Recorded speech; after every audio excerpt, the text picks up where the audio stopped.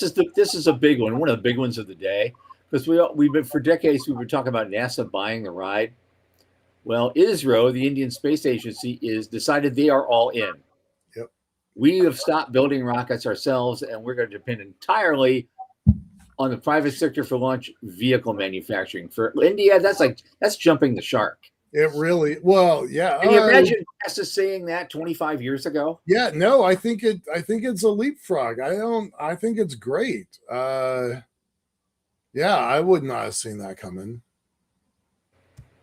Yeah. So they're going to focus their resources on, as they say, R&D and big ticket space missions. Right.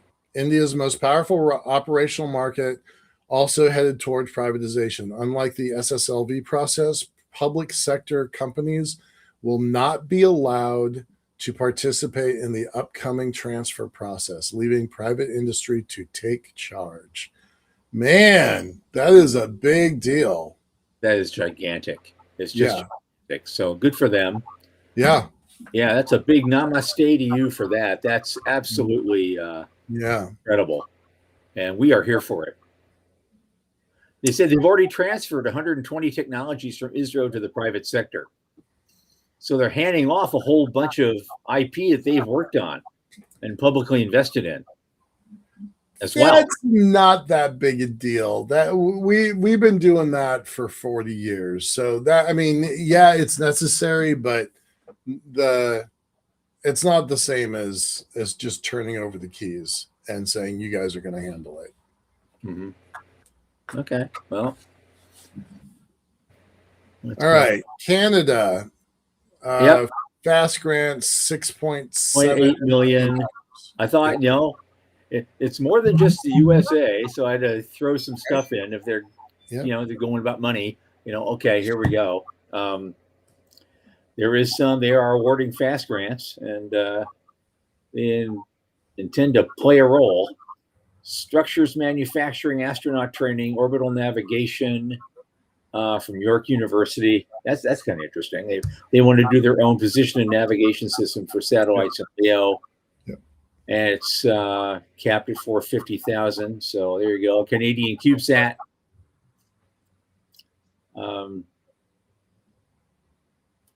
Yeah, that's cool. NASA's Institute for Advanced Concepts also released a bunch of stuff. They had about, I think, 18 companies with $175,000 initial funding. That just came out this week too. All right, moving on.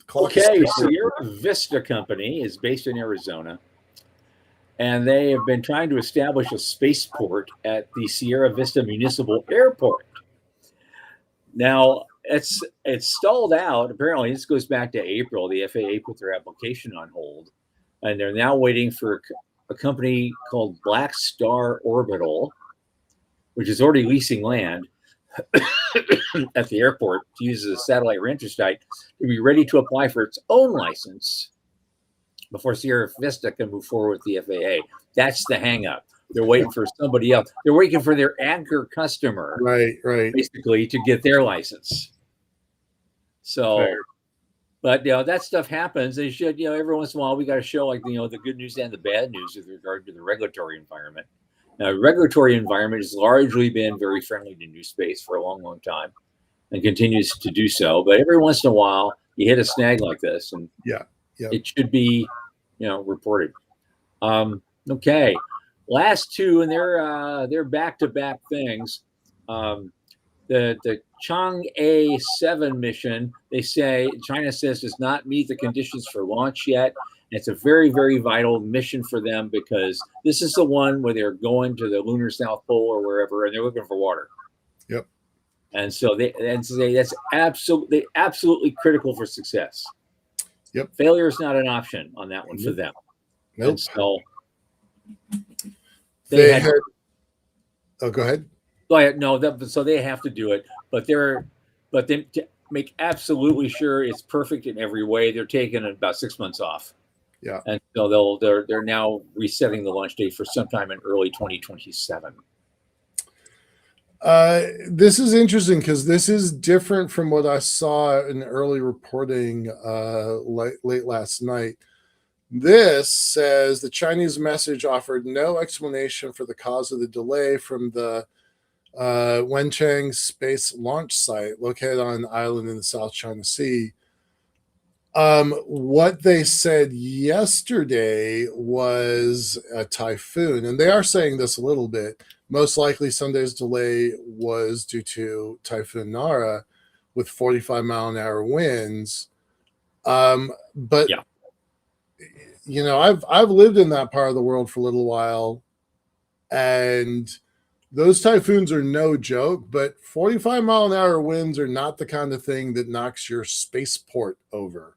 So I think they are blaming it on a typhoon, which gives them political cover for a technical delay. That is me saying that. That is not backed up by anything. That is just my guess. But yeah, those storms can be bad, but they're not delay 6 months and maybe let the Americans catch up with us kind of delay. Right. So, right. Well, it's very important to them because if they succeed in that thing, it's like Sean just said, it's game on. It is, yeah. For everybody, it's game on. And so I look forward to it. Yeah. Because I want game on. Yeah, me too. I want game on. So maybe a success like that will get everybody off their butt, and smooth things up. Now, here's the last thing of the night.